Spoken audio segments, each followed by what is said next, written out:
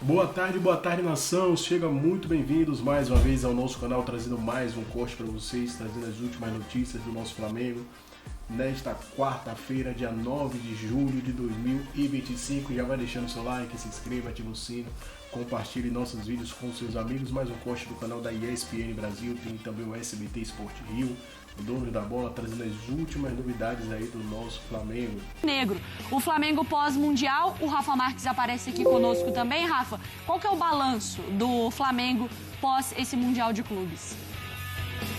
Tudo bem, Mari? Boa tarde a você, ao Donk, ao Jailson, ao fã de esporte conectado com a gente aqui dentro desse Sport Center.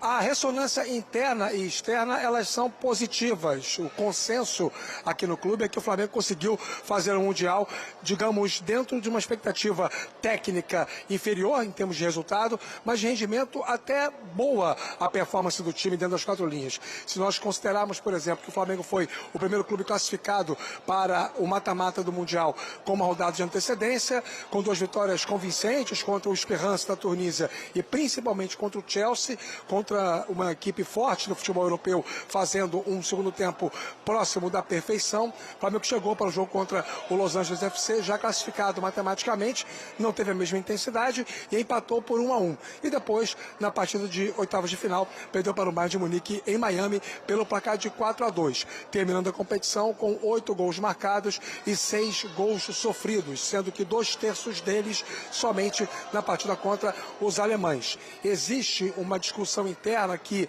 dentro do planejamento do Flamengo, a ideia era que o adversário fosse, de repente, o Benfica ou o Boca Juniors. O que surpreendeu a todos foi o Bayern ter passado com a segunda colocação da chave. E aí, nesse caso, pegou o Flamengo logo de cara e a diferença técnica foi vista em campo. Apesar de que também existe um outro consenso de que o Flamengo competiu naquele jogo e que perdeu por 4-2, de muito mais pelo espasmo no início do jogo, né? O time entrou desligado, sem muita concentração e pelas circunstâncias das falhas individuais do que propriamente pelo pareamento.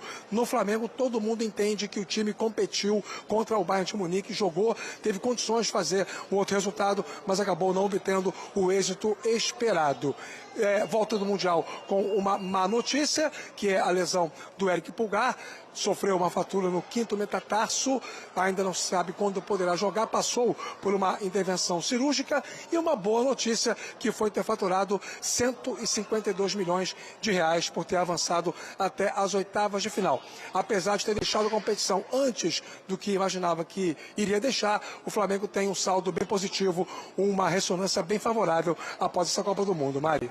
Eu acho que esse ponto é importantíssimo também, Rafa, da parte financeira, que para todas as equipes eu acho que acabou fazendo muita diferença chegar até as oitavas de final. Tudo doida. 2 empates e 4 derrotas, 40% de aproveitamento, 9 marcados, sofreu 1 a mais. No mata-mata aí foi 1 vitória e 3 derrotas, o do Fluminense ali conseguindo o resultado. No fim das contas, começou o Mundial com loucura, chupa europeu, futebol sul-americano, nós contra o mundo. Depois de um certo momento a gente falou, opa, começamos a ser eliminados. Depois a gente volta a eliminar europeu. Qual que é o sentimento desse pós-mundial, do nosso ponto de vista, brasileiros para com o futebol europeu, Donk? Eu acho que tem que ser bem positivo, sinceramente, olhando tanto em desempenho quanto resultados. Resultado, acho que você chegar nas quartas de final dentro do que a gente projetava antes, acho que já era bem sucedido. 2 clubes conseguiram isso. O Botafogo caiu nas oitavas para um rival brasileiro, pesado. A perspectiva era do Botafogo não passar da fase de grupos. Conseguiu um feito ganhando do melhor time do mundo e ganhando de uma forma, assim, muito elogiável.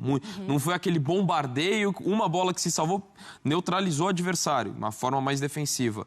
O Flamengo cai nas oitavas de final para um dos melhores times do mundo, tentando até impor seu estilo. Acho que até faz uma partida boa, ainda que longe de jogar de igual para igual, mas foi protagonista contra o time que tirou 2 brasileiros. Tudo bem, na fase de grupos, acho que os times foram crescendo ao longo do desempenho. Então, assim, tanto em desempenho quanto resultado, acho que você tem que avaliar de uma forma positiva.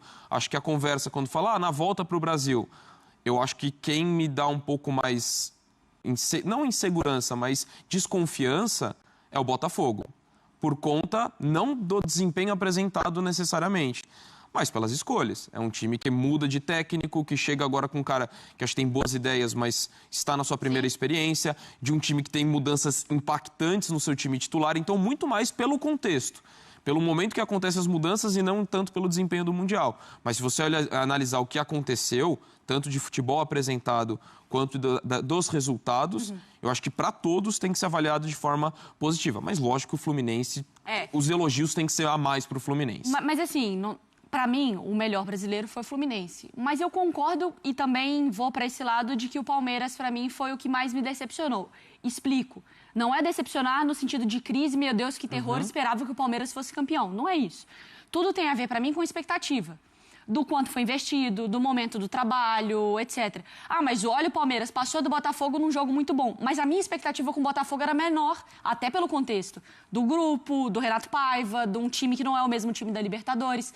O Palmeiras, eu acho que faltou, talvez, aquele pequeno encantamento que eu acho que poderia ter vindo, por exemplo, num jogo contra o Inter Miami, que faltou pro lado do Alviverde. Poderia ter vindo no jogo contra o Porto.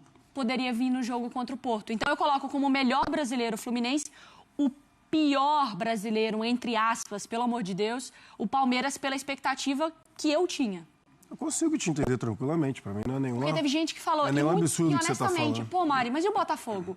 Eu falei, gente, mas o Botafogo ainda passou do grupo. O Botafogo estava com um treinador que não era confiável ainda, mexeu no time inteiro, era uma grande incógnita para mim. O Botafogo Palmeiras era menos. E o Botafogo ali no grupo da morte, que a gente já falava desde o ano passado, né? Desde que rolou o sorteio.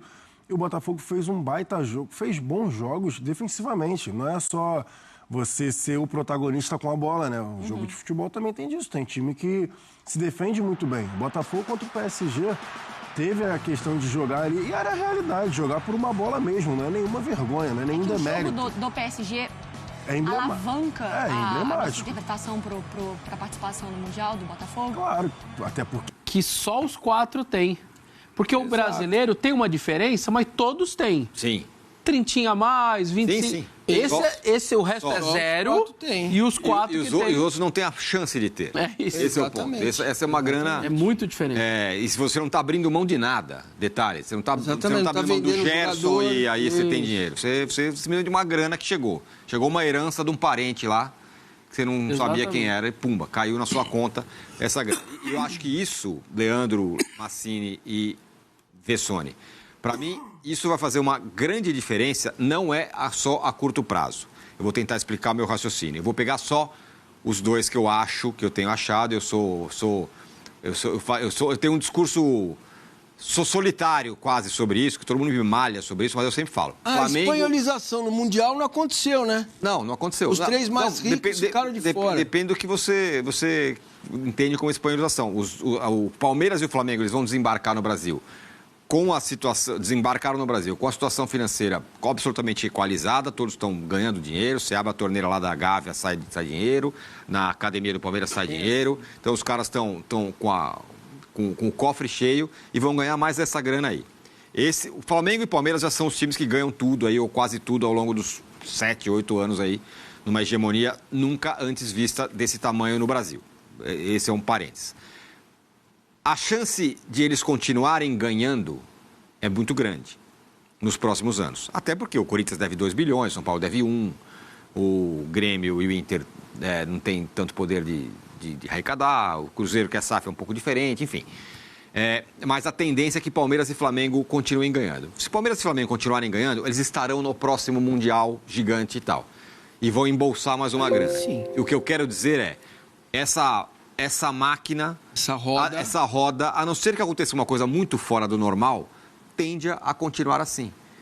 A gente está olhando para o cenário desse tamanho agora, mas ele é um cenário... Se você projetar a normalidade daqui até o próximo Mundial, a possibilidade do Palmeiras ou o Flamengo, ou os dois, estarem lá, é muito grande. Ou deles ganharem mais alguma Libertadores, ou até pelo ranking. Ou de irem pelo ranking. Pelo ranking. Então, de novo... Eles vão, estou falando só particularmente desses 2 clubes, tá? Que são destacadamente mais poderosos. Eles têm uma chance enorme de estarem de novo nesse campeonato que muda o jogo, muda o cenário. É disso que eu estou falando. Muda também. Concordam ou discordam? Não tem como... Economicamente, o cenário que você traça é real. Eu só discordo dele quando a bola rola, porque se tivesse uma semifinal Palmeiras e Fluminense, se você diria que o time mais rico passaria, não dá para dizer. É diferente. Porque mas só que esse argumento da grana, ele está escancarado na nossa cara. Então, o que aconteceu ontem? O Chelsea contratou um jogador que é o valor que o Fluminense arrecada por ano. Então, e esse jogador acabou com o jogo. Sim, e o Flamengo ganhou do Chelsea. Veja, nem sempre... Então, claro que nem sempre, mas a maioria das vezes. Claro, o que eu quero dizer é que o cenário econômico, ele é imperativo. Ele vai te dar mais possibilidades de ganhar. Quanto a isso, você está correto. Entendeu? E, veja... Para mim, muda um outro cenário. O que é mais importante hoje? O Campeonato Brasileiro que vai para a Libertadores ou a Libertadores que vai para o Mundial? Libertadores, evidente. Entendeu? Então, você tem uma mudança de cenário aí que o clube que foi inteligente entender que ele tem que, talvez, dar uma priorizada desses que estão fora desse espectro aí, né? Porque tem o Galo, que é SAF também, enfim. O Brasil tem as suas jabuticabas, né? As coisas não funcionam bem assim. Você pega Palmeiras e Corinthians, o Corinthians deve 2 bilhões, o Palmeiras arrecada 1 bilhão e o Corinthians é perfeitamente capaz de ganhar do Palmeiras. Esse é um outro ponto bem importante, que eu queria ouvir o Leandro, porque eu acho que esse cenário desse Mundial, se ele continuar acontecendo, se for assim, não sei o que lá, eu acho que isso vai transformar o Campeonato Brasileiro num campeonato que pouca gente vai se interessar, que vai fazer o suficiente para não cair. Porque vai mirar na Copa do Brasil para ganhar, vai mirar na Sul-Americana para ir para Libertadores. Ou estar entre os 4, 6 para ir para Libertadores também. Mas isso é para poucos, isso é para quem tem grana. Os brasileiros classificados, naquele ano, sem dúvida, vão olhar para a Libertadores. Sim, eu sei disso. Você pegar, por exemplo, o caso do São Paulo esse ano. O São Paulo vai fazer que tipo de campanha? Para não cair. Exato. E o Fluminense, mas e na Libertadores? Para tentar ganhar. Então, era assim, né? Mas é o que agora mais dizendo, ainda. Mas é o que eu estou dizendo. O Fluminense está na Sul-Americana. Se ele ganhar a Sul-Americana, ano que vem ele pode voltar para o Mundial se ganhar a Libertadores. Eu quero dizer o seguinte, a não ser que o São Paulo esteja em último lugar e ameaçadíssimo de ser rebaixado, se tiver um jogo lá, na dividida, é um jogo ali da Copa do Brasil, não sei o quê, ou o jogo do Brasileiro? Que se dane o Brasileiro. Eu estou em 10º, é lá que eu vou ficar. Mas esse é o risco maior, esse é um risco grande demais para se correr. Mas a premiação compensa. A premiação compensa. Se você cai, como é que faz? Não. Você chega em 10º... O Si está sempre colocado, mas se você chega em 10º, tá lindo. Se você chega em 15º, tá ótimo, desde que você vá para Libertadores. Desde que... Sim. Mas diga lá, Leandro. Isso que o Massinho falou, cara, eu acho muito importante, eu concordo, porque assim, a gente tem Palmeiras e Flamengo hoje no nível econômico muito maior do que a maioria, mas eles não contratam o que eles querem. Então a diferença do Palmeiras para o Fluminense, ela é menor do que o Real Madrid para o Leganés. Perfeito. Então esses times eles podem competir com criatividade. Eu sou muito crítico aqui no Fluminense, porque esses 200 milhões que eu falei, na minha opinião, não foram bem gastos. Eu vi um comentário agora aqui no chat, o cara falou assim, o Fluminense gastou 90 milhões no Soteldo e no Canóbio. É isso, se você tem 90 milhões de reais para gastar, você vai gastar no Soteldo e no Canóbio? Assim, dinheiro tem. Perfeito, cara. Você não tem a grana do Palmeiras e do Flamengo, mas tem um dinheiro aqui, tem 200 milhões, o Fluminense gastou 200 milhões. Com 200 milhões você consegue fazer um time competitivo para, se não vai ganhar todas as vezes, ou na maioria das vezes, vai duelar com o Palmeiras, com o Flamengo, com o River, que hoje está um pouco abaixo. Então, eu acho que tem que ter criatividade, tem que ter gestão profissional e não deixar se levar pelas emoções. Eu acho que o maior erro que pode se criar agora, e falando especificamente do Fluminense, é achar que foi às semifinais e que o elenco é suficiente. Não é, cara. Foi até lá por conta de uma condição específica de jogo, que deu muito certo. E os outros a mesma coisa. O Botafogo ganhou do PSG. Aí jogou da mesma forma com o Palmeiras. Não deu certo aqui com o PSG, vai dar certo com o Palmeiras. O Flamengo, não, vamos jogar de igual para igual. E não jogou de igual para igual, coisa nenhuma. A gente viu o jogo. Então, eu acho que isso é fundamental para os clubes entenderem. E eu falei aqui, acho que foi na primeira participação, que esse Mundial de Clubes se vingar, ele vai ressignificar o futebol sul-americano e o brasileiro. Assim, se todo mundo hoje só pensa em Libertadores, né? E isso veio dos anos 90 para cá, imagino. Ninguém falava muito em Libertadores. E a Libertadores também pagava muito mal. Agora eu acho que de uns anos para cá, vocês podem me corrigir, mas melhorou a premiação em relação ao brasileiro, por exemplo. Melhorou muito. A Libertadores pagava merreca. A ponto Hoje do tá Andrés melhor. falar que não compensava jogar Libertadores, que ele gastava mais com 5% que ele pagava para a Conmebol do que a Conmebol devolvia para o Corinthians. Era meio surreal na década de 2010, ali, começo dos anos 2010. Isso Agora... mudou há pouco tempo, né? Então... Ó, vamos falar de Boto, o clima tá tenso, bota aquela maneirinho. Ai, ai. A coisa tá feia. A informação que a gente tem é que tem muitos jogadores insatisfeitos com o Boto, com a forma dele conduzir. E não é maluquice de internet, é informação que a gente tem. É normal o jogador estar chateado com uma coisa ou outra, mas parece que tem excessivamente. Fernandão, teve essa história do Mickey Mouse aí, do Mickey Johnston. Eu fui olhar os números do cara, não, nada nos números do cara que o credencie vir para o Flamengo, para ser o atacante do Flamengo, com 4 anos de contrato, tendo um monte de moleque bom de bola na base. Parece que está azedando o pé do frango, Fernandão. GV, a gente não sabe, né, essa informação é importante, de que tem um monte de jogador insatisfeito, mas a gente, como jogou, a gente sabe que a insatisfação dos jogadores, normalmente, ela é muito individual.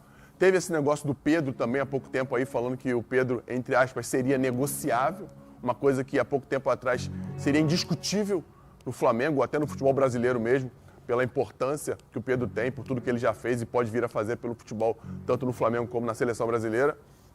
E aí, quando esses rumores começam a aparecer, a gente sabe que o Flamengo, no dia mais tranquilo, parece Bagdá na guerra do Irã-Iraque na década de 80. Tá sempre alguma coisa acontecendo, o Flamengo não pode ficar tranquilo.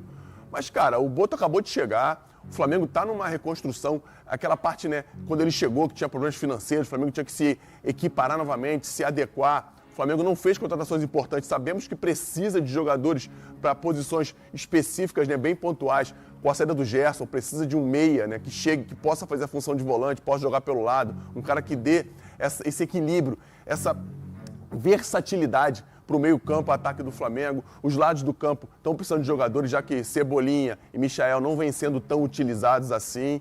Enfim, ficar atento para o que está acontecendo, não deixar que essas coisas atrapalhem o rendimento do Flamengo, que tem um jogo importantíssimo no fim de semana contra o São Paulo, para manter a liderança na competição. A gente viu o que aconteceu na Copa do Mundo de Clubes, aprender com o que fez de errado, aprender com os erros cometidos, e no jogo do Bayern de Munique foram alguns que o Flamengo não pode cometer, até porque os times vão olhar isso, vão procurar fazer com que as coisas aconteçam dessa forma para poder pegar o Flamengo de surpresa. Então, acalmar o mar, deixar o mar ficar tranquilo, resolver as coisas internamente e fazer as coisas acontecerem no campo. Já vê? Quando o campo começar a falar de novo, como disse nosso querido Adenor, as coisas ficam mais tranquilas no Flamengo.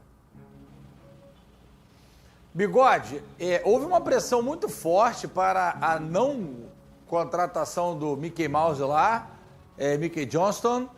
Agora todo mundo, né? Muitos canais que falam sobre o Flamengo, falando inclusive sobre a multa do Boto e etc., dando a entender que uma demissão era possível, mas o BAP já falou que não vai demitir ninguém. Pois é, GV, assim, eu acho que no Flamengo tudo é amplificado, né? Qualquer situação, por menor que ela seja, ela ganha um contorno dramático. Eu acho que a situação envolvendo o Mike, e aí vou falar dele, né? O Mike Johnston, eu acho que é um grande problema, especialmente para o Boto. Porque eu acho que a gente já entendeu qual é a característica dele, de contratações especificamente. Ele pode até trazer um ou outro jogador badalado, mas o Flamengo vai sim ter contratações de atletas que teoricamente são desconhecidos para muitos. O Juninho foi um caso desse. Mas ele trouxe Danilo e Jorginho. Mas aí já é uma outra situação. Os dois vieram de graça, fim de contrato. E já são jogadores consagrados. É algo que, acredito eu, qualquer diretoria no planeta Terra fizesse. Se tivesse eu, você e Fernandão lá comandando o futebol do Flamengo, a gente faria também. E ainda deve ter o desejo dos caras de vir também. O que facilita tudo ainda mais. Agora, quando você tem um nome como esse, e aí eu acho que o contexto também ele ajudou para a situação degringolar. Porque se o Flamengo já tivesse trazido 2 ou 3 reforços, desses 2 ou 3, um fosse um grande nome, e aí depois você traz o Mike Johnston, ele ia até virar folclore na torcida do Flamengo.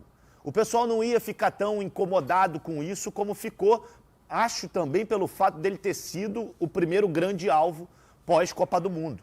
Então acho que tudo isso influencia. Agora, o presidente, o BAP, já tinha dito, na única entrevista coletiva que ele deu até agora, desde que ele foi eleito, de que ele teria, teoricamente, o poder do veto. Ele não ia se intrometer, mas ele poderia vetar como ele pode aprovar também. E essa interferência, ela não é boa, na minha avaliação, para um clube de futebol. Eu acho que isso acaba prejudicando um pouco os processos. Só que o próprio Boto não se ajuda, porque tem a conversa do Pedro, vendeu o Pedro por 15 milhões de euros. Gente, 15 milhões de euros no Pedro não existe. Não existe. Se alguém fizer esse negócio, tem que sair da Gávea do Ninho do Urubu preso. Não pode vender o Pedro por 15 milhões de euros nunca. Nunca. Nem aqui, nem na China, nem na Rússia, nem na Austrália, nem em Marte. Não pode vender o Pedro por 15 milhões de euros. É muito pouco para ele.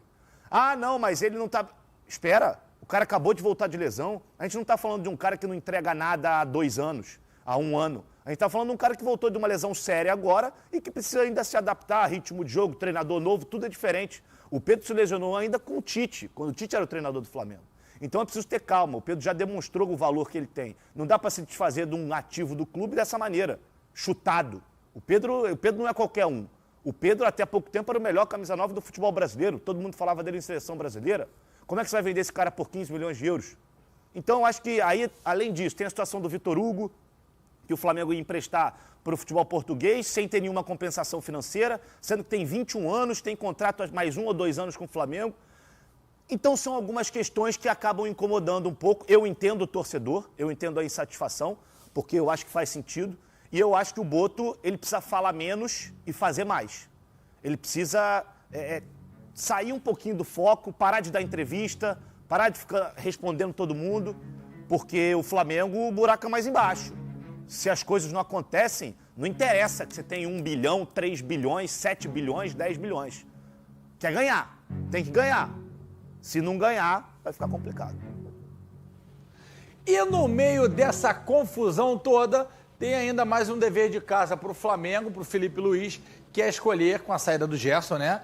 Quem será o próximo capitão do Malvadão. E aí ele que foi capitão da seleção de base, do Ronaldinho Gaúcho, do Fábio, capitão do Flamengo, do Vasco, vai me ajudar a tentar entender com a cabeça de Filipinho quem você acha, Nando, que o Felipe vai escolher e quem você, Fernandão, colocaria. Depois eu quero ouvir o Amêndola. GV, para começar, dentro dessa nova regra em que só o capitão pode falar com o árbitro, o Rossi já está fora. Porque é um desperdício. Se você coloca o goleiro não pode ficar saindo do gol para falar com a arbitragem. E aí, o Rossi, mesmo sendo um líder, mesmo tendo liderança no grupo, ele pode exercer essa liderança sem a faixa de capitão. Até porque a faixa de capitão é um símbolo. É um símbolo que o cara está no braço ali para poder representar o treinador, representar os seus jogadores. Só que existem muitos líderes dentro do jogo. E o cara pode ser capitão sem esse símbolo. Mas a faixa de capitão, na minha opinião, ficaria nos braços do Danilo, GV, pela experiência que ele tem, pelo que ele representa para os outros jogadores e pelo que ele mostrou com relação ao clube, pelo sentimento dele com relação ao Flamengo, pela emoção de quando ele fez o gol, pela emoção quando chegou ao clube, pelo desejo de jogar no Flamengo, se dizendo torcedor do clube, mesmo não estando há muito tempo no Flamengo, ele, na minha opinião, deveria ser o cara que poderia absorver essa faixa de capitão na ausência do Gerson. Bigode, no pique, para você. GV, eu não daria pro Danilo... Lá ele. Eu não colocaria a faixa no braço do Danilo. Lá ele! Lá ele! Eu não colocaria a faixa no braço do Danilo porque eu não sei se ele é titular. Eu acho que ele ainda vai ter que... Eles se mostraram para o mundo, se valorizaram ainda mais. Acho que a marca dos clubes também ficou ainda mais valorizada. Com certeza agora o mundo conhece muito mais esses 4 clubes que participaram dessa competição. Então, isso é um resumo do que eu penso. E eu acho que vai ser o Real Madrid campeão. Sempre achei isso, antes mesmo da competição começar, mesmo mudança de comando, mas o Real Madrid é o maior clube do mundo e vem sendo cobrado pela imprensa e pela torcida local por título. Então acho que, estou gravando esse vídeo terça-feira à noite, pós-eliminação do Fluminense. O Real encara o PSG, vamos ver o que vai dar. Então, mas eu acho que vai ser o Real campeão aí. Beleza? Agora vamos para as informações. A imprensa italiana noticiou que a Juventus avalia propor rescisão ao atacante sérvio Vlahovic. Tá? A ideia do clube italiano é oferecer acordo ao jogador para deixá-lo livre no mercado. Para quem não sabe, esse atacante, o Vlahovic, é aquele atacante que foi mencionado por José Butto em uma entrevista ao Gazzetta dello Sport, também da Itália, quando ele foi questionado, pô, fala aí um jogador da Juventus que se você pudesse, você contrataria.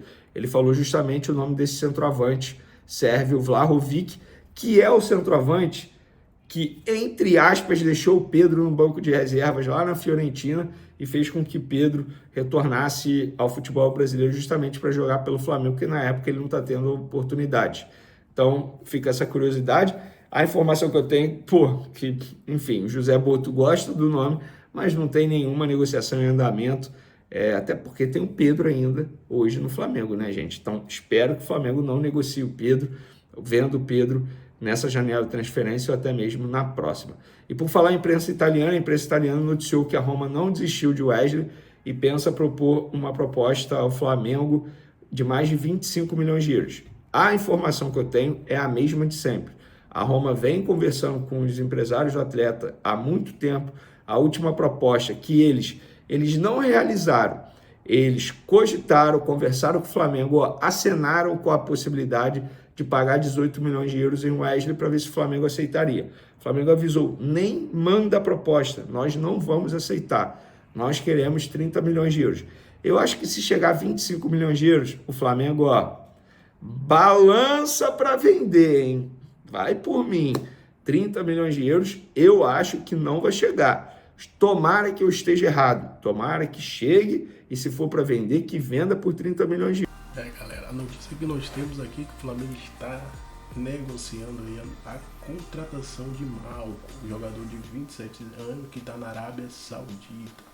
Então o Flamengo estuda aí essa negociação, seria mais um reforço para o Flamengo, né, para essa temporada, que ainda tem a Libertadores, tem o Campeonato Brasileiro e ainda tem a Copa do Brasil depois do Super Mundial. Então o Flamengo está em conversa já com o Nasce aí.